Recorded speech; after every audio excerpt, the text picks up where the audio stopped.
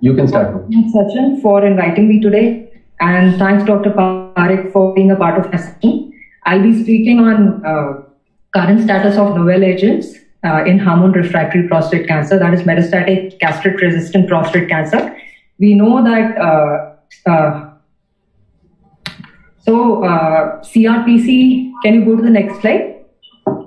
So basically, CRPC is defined as a state in which you have already treated the patient with androgen deprivation therapy, but still they are rising PSA and there is radiological progression. There are various definitions of defining as castrate-resistant state, whether the serum testosterone until now was defined as 50 nanogram per DL, but recent guidelines have changed the testosterone value to about 30. So less than 30 testosterone value, but still progression documented is called as CRPC.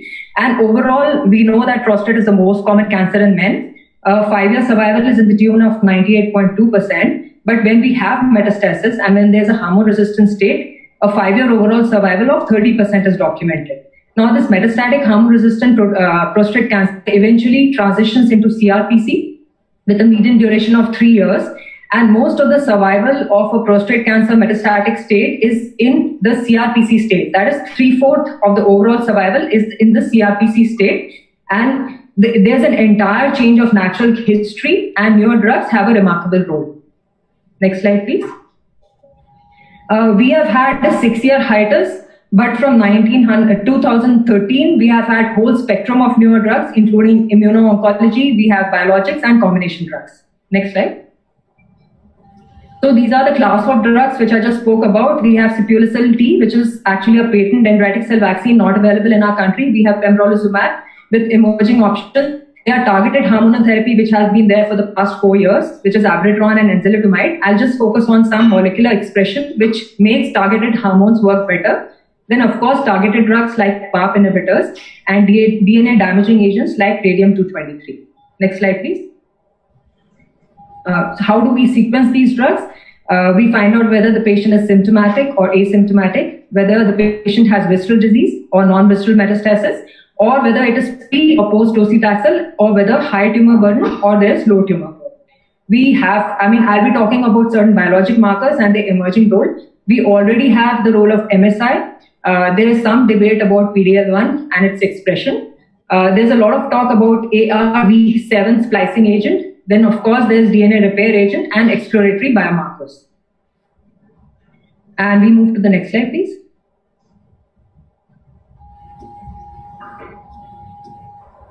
Next slide, please. So these are the common genomic alterations in CRPC state. Almost 50% will have ACT gene fusion. There will be AR gene point mutation or amplification seen in another 50%. TP53 mutation or deletion is seen in 40 to 50%. P10 deletion is seen in 40 to 50%. RB1 deletion is seen in 20%. And then DNA repair gene, which we have a highlight on, is only in about 10 to 20%. Next slide, please. And we'll move to the next slide. So first, let me start with immunotherapy. Next slide, please. So we already know the mechanism of immune checkpoint inhibitor, especially in reference to prostate cancer. That cancer cells develop with many mutations as they progress, and that makes them appear foreign to the immune system. These T cells recognize and attack and kill foreign cells, and PD-L1 plays an important role in dampening the anti-tumor immune responses. Next slide. PD-L1 expression has been studied in various sites. Basically, in 2016, there was this large publication in which hormone-sensitive radical prostatectomy specimens were evaluated. And they found that these prostate specimens had almost 50% expression of PD-L1. So moderate and high level of PD-L1 was found in 52.2% of all these cases. And patient progressing on enzalutamide had significantly higher level of PD-L1, even more than 50%, in the dendritic cells in blood which were extracted from such patients. Next slide, please. With this background, in 2015, an early immuno-oncology study was published with nivolumab. Only 17 patients were put in this study, and all of them were given the standard dose of nivolumab. And surprisingly, none of them showed objective responses. 2 of those patients actually had high expression of PD-L1. Even those patients did not show any responses to nivolumab. Next slide.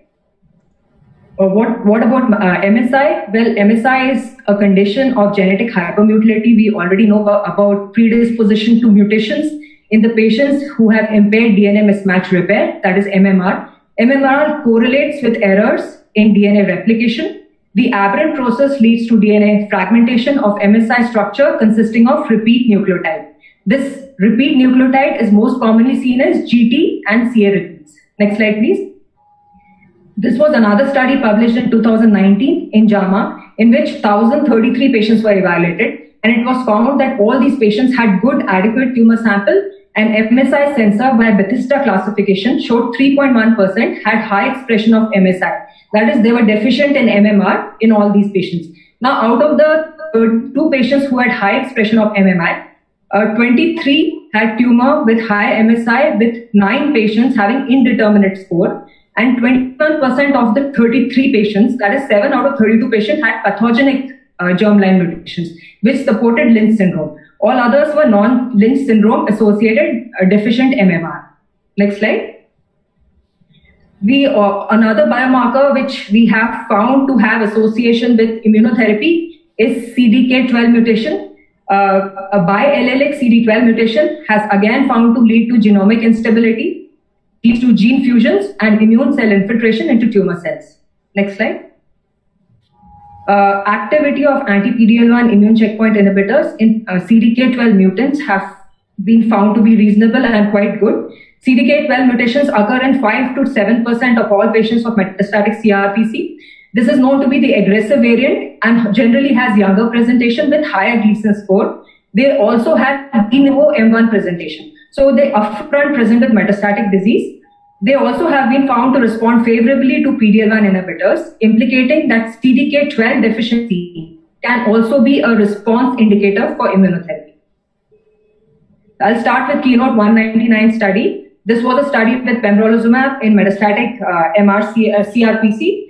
The background of the study was that pembrolizumab as a monotherapy had shown durable responses in CRPC. This study was a phase 2 study in which patients were already treated with enzalutamide and had progressed. So subsequently pembrolizumab was added and they found good responses. Now this was a multi-cohort study with about 5 cohorts. Next slide. The first 3 cohorts, that is cohort 1, 2 and 3, the first cohort was the patients who had high PD-L1 expression. The second cohort was a patient with no PD-L1 expression, that is PD-L1 was 0%. And the third cohort was the same with any PD-L1 status, but who had non-measurable disease. So the first 2 had measurable disease as per RECIST 1.1 criteria, and the third cohort was non-measurable disease as assessed by PCWG 3 criteria. Next slide, please. Both the cohort 1 and 2 had responses, but the interesting part was both the cohorts had similar responses. So the response was irrespective of the PD-L1 status. Whether the PD-L1 expression was high or low, they had similar responses. Next slide. They were also analyzed as per the somatic DNA aberration. And again, the interesting point was that whether they were BRCA expressed or DDR1 gene expressed or negative, all the cohorts had expressed good response. Next slide. The cohort 4 and 5 were the patients who were actually progressed on enzalutamide, who initially had response to enzalutamide, but they were practically all patients were chemotherapy naive, but could have received abiraterone at any point in time. So the cohort 4 was again criteria assessed by RECIST criteria, and cohort 5 was bone-only disease who did not meet the RECIST criteria, and so they were assessed by PCWG 3 criteria. All these patients were given up to 35 cycles of pembrolizumab while enzalutamide was continued. Next slide. They were matched as per baseline characteristic. All patients had almost similar Gleason score, similar PSA values at presentation. They were matched as per the visceral presentation, whether they had liver mets or not, or whether they had less than 6 months or more than 6 months of enzalutamide response. Next slide. Both of these cohorts had achieved good overall response rate. In cohort 4, which was measured by RECIST criteria, there was about 12% of overall response rate and 51% of disease control rate. The duration of response was about 6.3 months. The cohort 5 again had 51% as disease control rate. So both of the cohorts showed good response when pembrolizumab was added on with baseline enzalutamide. So this basically shows that pembrolizumab enzalutamide was superior. Further to this, there's a Keynote 641 trial which has been assessing a combination of pembro plus enza and placebo plus enza in 1:1 randomization. Next slide, please. Next slide. Next is a combination of VEGFR with immune oncology drug. Cabozantinib, as we all know, is a multi-targeted inhibitor which targets angiogenesis, targets tumor growth, and immunomodulation. At this juncture, it is approved by FDA for RCC and unresectable HCC. There has been studies that combination with immune checkpoint inhibitors augments its action. Itezolizumab is an anti-PD-L1 inhibitor, and we have approvals in urothelial cancer, lung cancer, and triple-negative breast cancer. There is limited data which shows cabozantinib and itezolizumab individually have shown responses in metastatic CRPC. So basically, this trial was a combination of the both drugs. Please move to the next slide. In which 1:1 randomization was chosen. This was a phase 1, phase 2 open label single arm study. The data cutoff was 2019 December, and the final results are still awaited. But all the patients were metastatic CRPC with radiological progression in soft tissue following treatment with either enzalutamide and abiraterone. None of these patients had received chemotherapy, and of course, none of them had received any immuno-oncology product or cabozantinib. Next slide, please.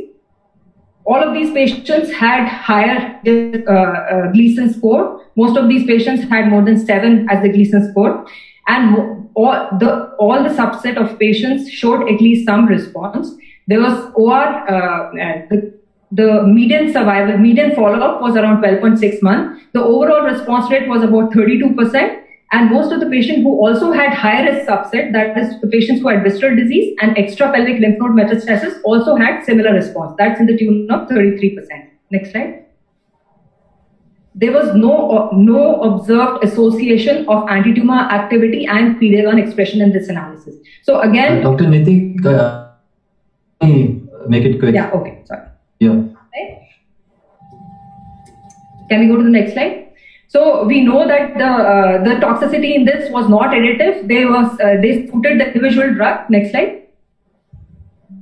Overall response rate, as I said, was 32%, and it was irrespective whether it was a high risk or a low risk case. That is, it matched the clinical outcomes in both the risk category, and the treatment related adverse event were in the tune of 60%. Next slide. A dendritic cell vaccine, which is patented in the name of Provenge, in which leukapheresis is done 3 days prior to giving the dendritic cell vaccine. Next slide. It's normally, again, it has important role in asymptomatic or minimally symptomatic metastatic CRPCs. Most of the patients have good life expectancy at presentation. They don't have any liver metastasis, the good ECOG performance status. This is excluded in patients with small cell or neuroendocrine prostate cancer. The phase 3 data shows that the survival outcome was in the tune of 21.7 months. Next slide, please. Next, please. Now, quickly about abiraterone and enzalutamide. Next slide. Next slide, please. So we know that there has been clinical evidence of cross resistance by use of abiraterone followed by enzalutamide or enzalutamide followed by abiraterone, and this resistance lead to poor outcome. Next slide. And of course, if the patient, next slide. We have had good data recently which says an androgen receptor splice variant, that is ARV7, is a truncated form of AR that lacks ligand binding domain. Now, when this is expressed, next slide, there is good data to suggest that these patients who have ARV7 at presentation have initially poor outcomes if they are treated with hormonal agents, that is targeted hormones. Both the first Kaplan-Meier and the second Kaplan-Meier shows that if ARV7 was high, they had poor response to abiraterone in terms of PSA, and they had poor response in terms of enzalutamide in terms of PFS and OS. Next slide. But the curves were closer when we talk about taxane therapy. So patients who had high expression of ARV7 had somewhat higher response when were treated to taxane therapy first. Next slide, please. This led to decide that AR7 can be a good treatment-related marker. It could be a predictive marker for assessing response, and therefore Prophecy trial was started, which was a multi-centric, multi-continent trial, which was a validation study for ARV7. We'll go to the next slide, please. And in which there were patients were subclassified based on circulating cell as assessed by Johns Hopkins University criteria, which assess cells based on the mRNA assay or the EpiScience San Diego protein assay. Both of these showed that if the ARV7 status was high, they had poor response to hormones and good response to taxane. Next slide, please. Next slide, please. So this is a validated marker. However, a lot of controversy around it. And we have further data awaited on it. Radium-223 is a targeted bone metastatic theranostics product. Next slide. Eplimca is the phase 3 study design in which patients were stratified based on the alkaline phosphatase at presentation, whether they had already received bisphosphonates or not, or whether they had prior docetaxel at presentation or not. There was a 1:1 randomization for radium therapy versus best supportive care. Next slide. And this trial, of course, supported the use of radium-223, which happens to be category 1 indication in NCCN in 2020. Next slide. Next slide, please. Lot of trials are currently going on, which are phase 3 trials in which radium as a single agent or radium in combination with enzalutamide, abiraterone, sipuleucel has been tried and the results of these are awaited. Next slide, please. Other targeted agents, PARP inhibitors, we have heard a lot about this today. Let me just summarize quickly that 1 in 10 metastatic prostate cancer will have germline DNA repair mutations. 11.8% in the study of 692 individuals were found to have a germline DNA repair. And when you have a germline DNA repair mutations, the most common in prostate cancer is BRCA2. The second most common is ATM mutation. And the third most common is CHEK2 mutation. Next slide, please. Next slide, please. So this was TOPAP study, was the study of olaparib in prostate cancer. TOPAP A was a single-arm study which had only 49 patients, and they showed almost 32.7% response in unselected patient population. Next slide. TOPAP B was a trial of olaparib when DDR mutations were established. And this had substantially better results, and it showed that patients who had DDR mutation actually had about 54.3% response rates. Next slide. Triton 2 study was again a phase 2 multicentric study with rucaparib in 600 twice a day dosage. In this, patients had established DDR gene mutation. Next slide. Next slide, please. Yes. So these are the sum of PARP inhibitors in combination. Most of the trials are with single agent PARP inhibitors, and some of the trials are PARP inhibitors in combination with immuno-oncology, including pembrolizumab. There's a combination of atezolizumab seen. Then there are PARP inhibitor in combination with taxane agent, and most of these trials have results which are currently awaited. Next slide, please. The last is the combination of pembro plus olaparib. This was cohort 365, keynote 365 study, which had cohort A, which had patients with pembro plus olaparib in docetaxel pre-treated CRPC. Next slide. And Dr. Neeti just concluded now. Actually, Dr. Parekh has to yes. deliver his take-home message after the Next slide, please. So the conclusion is we have emerging a new biomarker. ARV7 seems to be a promising marker. We have CDK mutation, which could be a response evaluation marker for immunotherapy. PARP inhibition again has promising therapeutic targets in patients with BRCA1 and BRCA2. And all patients of MRCIC require MSI at baseline. And now there are guidelines to do CDK12 and ARV7 at baseline. Thanks so much.